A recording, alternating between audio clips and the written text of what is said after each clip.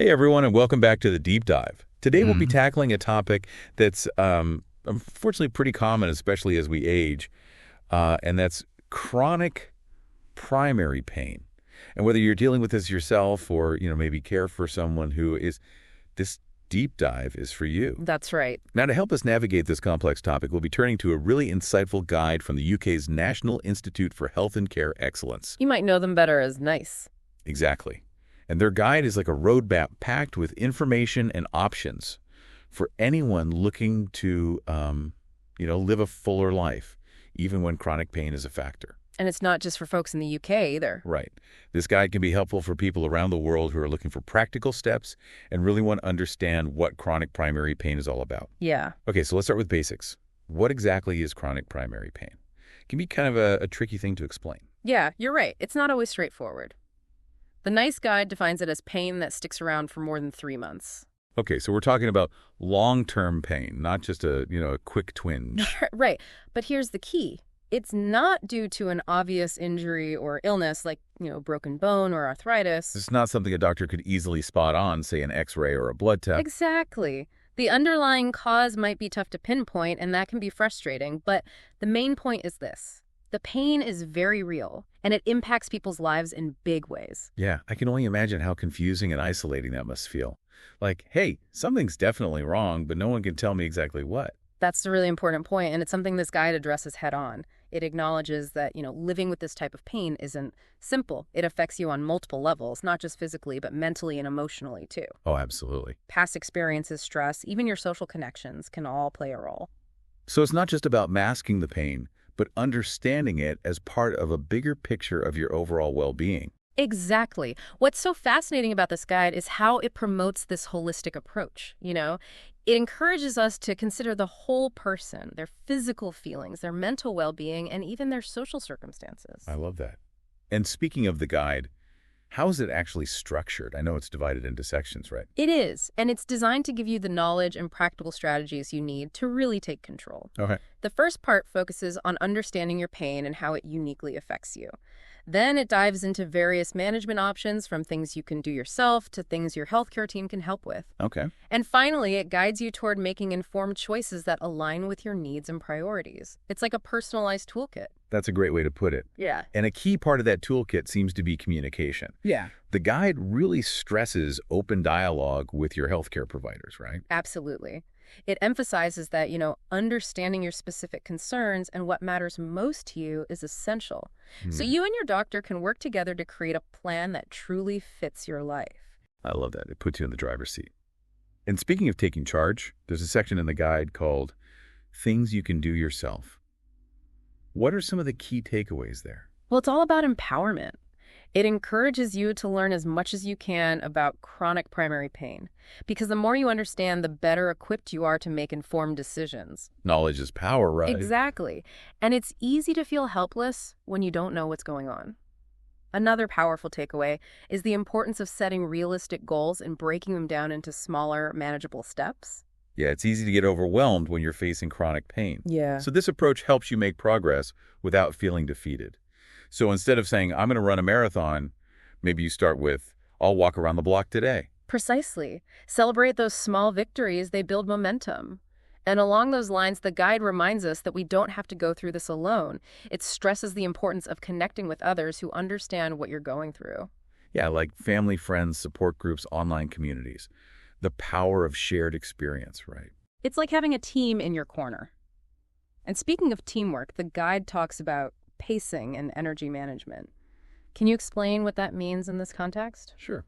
It's about understanding that you have a limited amount of energy each day, right? Exactly. And pacing is all about managing that energy wisely so you can avoid those awful flare-ups and crashes that happen when you push yourself too hard. It's about listening to your body and not forcing yourself to do things that make the pain worse. Exactly. And it's not just about physical activity either. Oh, It can apply to mental and emotional energy as well. Recognizing when you need downtime is key. That makes sense. Yeah. And I imagine that setting realistic goals ties into this as well. Absolutely. Instead of focusing on what you can't do, the guide encourages you to shift your perspective to what you can do. What small steps can you take to feel a bit better today? It's about focusing on progress, not perfection. Exactly. And celebrating those small wins. And speaking of well-being, the guide also emphasizes finding moments of joy and connection even amidst the pain. Yeah, I was going to say, when you're in pain, it's easy to just focus on getting through the day and forget about the things that bring you joy. It's true. But even with chronic pain, it's important to nurture those parts of your life that give you meaning and make you happy. Those things that make life feel worthwhile, even on the tough days. That's a really powerful message. So we've talked about the things you can do on your own, but what about working with your healthcare team? What are some of the options the guide highlights there? Well, it covers a range of approaches, and it emphasizes that what works for one person might not work for another. It's a process of exploration and figuring out what works best for you. That makes sense. Yeah. So let's talk about some of those options. We briefly touched on group physical activity earlier. What are the benefits there? Well, group physical activity combines the proven benefits of exercise for pain management with the social support and motivation that comes with being part of a group. So it's not just about the physical movement. It's about connecting with others who understand what you're going through. Exactly. And it can be a lot more fun than exercising alone. It's about finding ways to move your body that feel good and bring you joy, not just another chore on your list.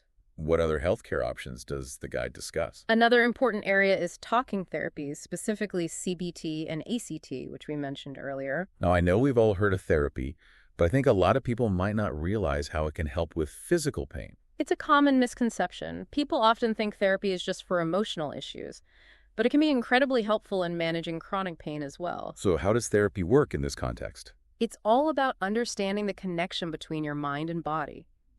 Chronic pain isn't just a physical sensation. It's influenced by your thoughts, your emotions, even your beliefs. So therapy can help you develop better ways of coping. Exactly. CBT, for example, can help you identify and change those negative thought patterns that might be amplifying your pain. Like retraining your brain to respond differently to the pain. Exactly. And ACT focuses on accepting the pain you're experiencing while still living a fulfilling life. It's about shifting your focus from fighting the pain to engaging in activities that are meaningful to you. That makes a lot of sense. So it's not about pretending the pain isn't there, but finding ways to live a good life despite it. Precisely. Are there any other healthcare options that the guide mentions? Yeah. What about things like acupuncture or medication? Well, the guide does mention acupuncture as a potential short-term option, but the evidence is still a bit mixed. Some people find it really helpful, while others don't. So it could be worth trying, but it's not a guaranteed solution. Right. And then there's medication. Now, this can be a complex topic because there are so many different types of meds used for chronic pain, and the guide really stresses the importance of having honest conversations with your doctor about the potential benefits and risks. So it's about weighing those pros and cons carefully. Exactly. And one type of medication that often surprises people is antidepressants. Oh, really? How do those fit in? Well, even though they're primarily used for mood disorders, research suggests they can also help relieve pain even for folks who aren't experiencing depression. I had no idea. So the guide presents a whole range of possibilities, but it also emphasizes that what works for one person might not work for another. Absolutely. And that's why open communication with your healthcare team is so crucial. It's about finding what truly works best for you, your unique needs, preferences, and circumstances. It's about working together to create a personalized plan. Exactly. And a big part of that is understanding which treatments might not be helpful or could even be harmful. The guide actually has a whole section on treatments that are not recommended. Okay, that's interesting. What are some of the things it highlights? Well, for instance, it points out that some common painkillers, like ibuprofen or paracetamol, might not be effective for chronic primary pain, and long-term use can have some downsides. So those over-the-counter pain relievers might not always be the answer for chronic pain. Right. The guide also mentions that some medications that used to be prescribed routinely, like gabapentin and opioids, aren't recommended as much anymore. Oh, wow. Why is that? The latest research suggests that they're not as effective for this type of pain as we once thought, and they come with some potential risks, especially with long-term use. It's not about taking these options away from people, but making sure they have all the information they need to make good decisions with their doctor. So it's all about being informed and making choices that are right for you. Exactly. And remember, this guide isn't about telling you what to do. It's about giving you the knowledge to have those important conversations with your healthcare team. So you can be an active participant in your own care. Exactly. I'm so glad we're having this conversation today. It's already given me a much better understanding of chronic primary pain and the options for managing it. Me Me too. It's a really insightful guide. And I think it's a great resource for anyone who's struggling with this condition, whether you're newly diagnosed or you've been living with it for a while. So if you're listening and this resonates with you, I highly recommend checking out the Nice Guide for yourself. We'll make sure to include a link in the show notes. Great idea. Before we jump into the more practical tips from the Nice Guide, I think it's worth circling back to something we talked about earlier, the emotional side of things. Right. It's not just about the physical sensations. Chronic pain can really take a toll on your mental and emotional well-being, too. Absolutely. And the guide actually shares this really powerful quote from someone living with chronic primary pain. They said, "Imagine feeling like you're trapped inside your own body, constantly battling a foe no one else can see." Oh, that really hits home. It paints such a vivid picture of how isolating this experience can be. It's like carrying this invisible burden that others might not understand or even believe. Exactly. And that lack of understanding, it can strain relationships and make it even harder to cope. You might feel like people are judging you or thinking you're exaggerating. So how does the guide address this emotional and social aspect? Does it offer any advice for navigating those challenges? It does. It encourages open communication with your loved ones, explaining how chronic primary pain affects you, not just physically, but emotionally and mentally as well. So being open about how it's really impacting you. Yeah. Sometimes just having someone who listens and validates your experience can make a world of difference. That makes a lot of sense. It's like having a support system that truly gets it. But what about those times when you feel like you're hitting a wall, even with support? Does the guide offer any tools or strategies for those moments? It does. Remember that things you can do yourself section we talked about? Yeah. Well, it's full of practical tips for managing the pain and coping with the emotional impact. Okay, let's dive into those. What kind of things does it recommend? Well, one of the simplest but most effective tools is keeping a pain diary. A pain diary. Yeah. It sounds basic, but tracking your symptoms, your triggers, and what helps can reveal patterns you might not notice otherwise. So it's like becoming a detective of your own body. Exactly. And it gives you valuable info to share with your healthcare team. Oh, that's smart. Speaking of patterns, the guide also talks about pacing and energy management. Can you remind us what that's all about? Sure. It's all about working with your body, not against it. Remember that energy bank account analogy? Yeah. Well, pacing is about being mindful of how you're spending your energy throughout the day. Instead of pushing yourself till you're exhausted and then crashing, it's about finding a more sustainable rhythm. So maybe taking breaks throughout the day, even if you feel like you could push through. Exactly. And it's not just about physical activity. It applies to mental and emotional energy, too. Recognizing when you need some downtime is crucial. And I imagine setting realistic goals ties into this as well, right? Absolutely. Instead of dwelling on what you can't do, the guide encourages you to shift your focus to what you can do. What small steps can you take towards feeling better today? It's about celebrating those small victories along the way. Exactly. They might seem small, but they can make a big difference. And speaking of well-being, the guide also talks about finding moments of joy and connection even amidst the pain. Right, because when you're in pain, it's so easy to just focus on getting through the day. You might forget about the things that make you happy. It's true. But even with chronic pain, it's so important to nurture those parts of your life that bring you meaning and happiness. Those things that make life worth living, even on the tough days. Exactly. Whether it's spending time with loved ones, pursuing hobbies, listening to music that lifts your spirits, it's about finding those things that make you feel alive. So we've talked about self-management strategies, but what about the role of a healthcare team? What are some of the things the guide highlights there? Well, it covers a range of approaches, and it emphasizes that, what works for one person might not work for another. It's a journey of exploration and figuring out what works best for you. Okay, so it's not a one-size-fits-all approach. Definitely not. So let's explore some of those options. We touched on group physical activity earlier. What are the benefits there? Yeah. Tell me more about that. Well, group physical activity combines the proven benefits of exercise for pain management with that social support and motivation that comes from being part of a group. So it's more than just the physical movement. Right. It's also about connecting with others who understand what you're going through, and that can be incredibly powerful. I bet it makes exercise a lot more enjoyable, too. What other healthcare options does the guide discuss? Another key area is talking therapies, specifically CBT and ACT, which we mentioned earlier. Yeah. Now, I think a lot of people might be familiar with therapy for things like anxiety or depression, but maybe not for physical pain. Yeah, it's a common misconception. People often think therapy is just for emotional issues. but it can be incredibly effective in managing chronic pain, too. So how does therapy work in this context? It's all about understanding that mind-body connection. Chronic pain isn't just a physical sensation. It's also influenced by your thoughts, your emotions, your beliefs. It's all connected. Exactly. And these therapies can help you develop healthier coping mechanisms. So it's about changing your relationship with the pain, not necessarily eliminating it completely. Exactly. CBT, for example, helps you challenge those negative thought patterns that can actually amplify your pain experience. So it's like retraining your brain to respond differently to the pain. Exactly. And ACT focuses on accepting the presence of pain while still living a fulfilling life.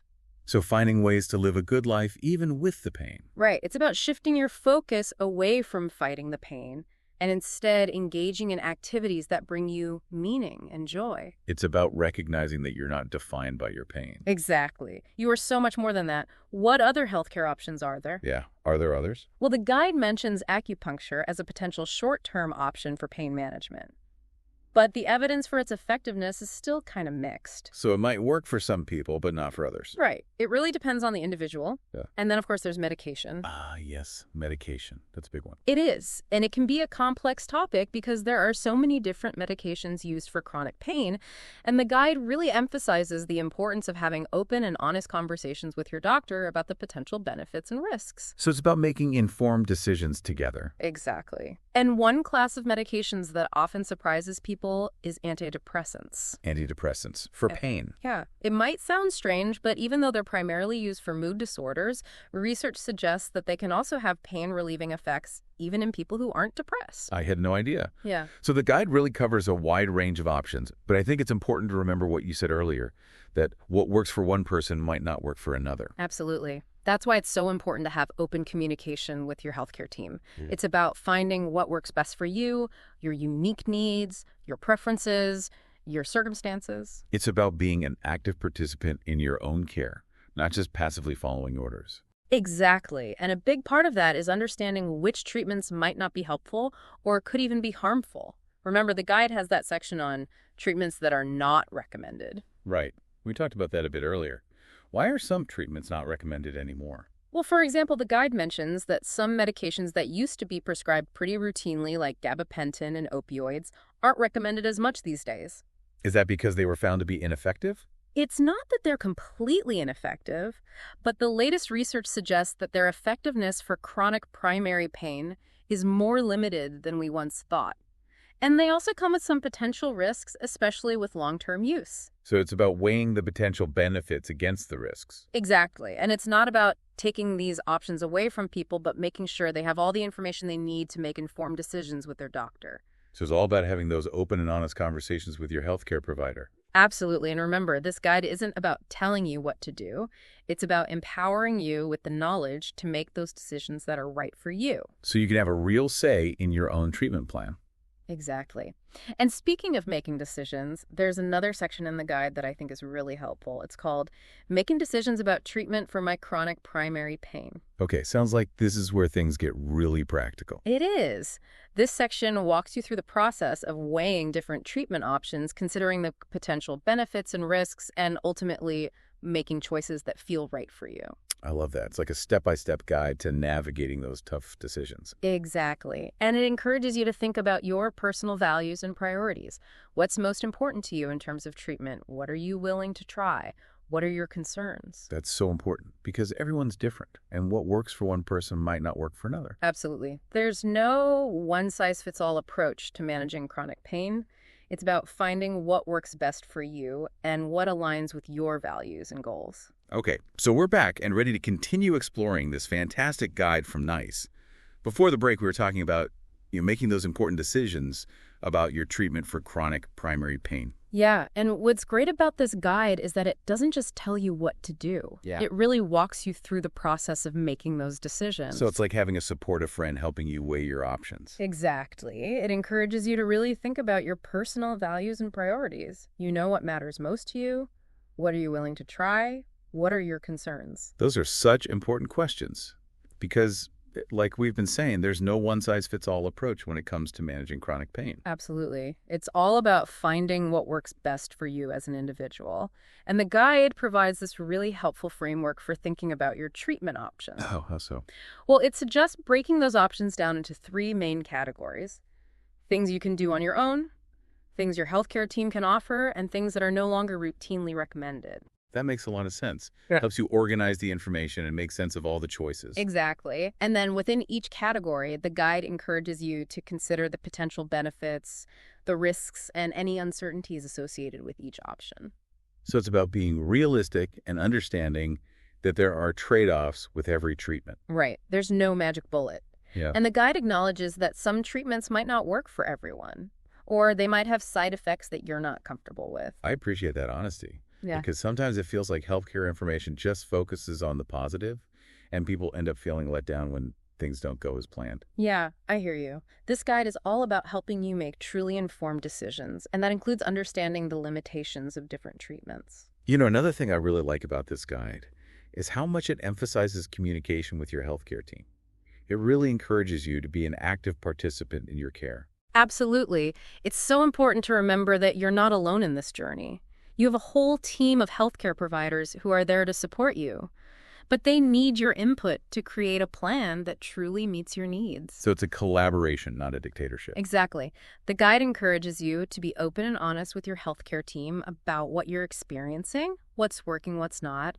And if you're ever feeling uncertain or overwhelmed, remember, it's okay to seek a second opinion. That's so reassuring to know. You don't have to go it alone. And here's something else I love about this guide. It goes beyond just making decisions about treatment. It encourages you to think about your overall well-being. What do you mean by that? Well, it asks you to consider the things in your life that bring you joy and meaning. You know, how can you incorporate those things into your pain management plan? So it's not just about reducing pain. It's about living a fulfilling life, even with the pain. Exactly, and that might look different for everyone. Maybe it's spending time in nature, connecting with loved ones, pursuing a creative hobby, or even just taking a few moments each day for mindfulness and relaxation. It's about remembering that you are more than your pain. Exactly. And finding those things that bring you joy can make the pain feel less overwhelming. This has been such a rich and insightful conversation. I feel like we've learned so much from this nice guide. Me too. It's packed with wisdom and practical advice. And I think it's a valuable resource for anyone who's living with chronic primary pain, no matter where they are on their journey. I agree. So to everyone listening, if you're dealing with chronic pain, know that you're not alone. And there's support available. There are communities, resources, and healthcare professionals who understand what you're going through and are there to help you find your way forward. Living with chronic pain can be challenging, but it doesn't have to define you. There is hope, and there are ways to live a full and meaningful life, even with pain. Thank you so much for joining us on this deep dive into chronic primary pain. We hope you found this exploration helpful and empowering. Take care, everyone.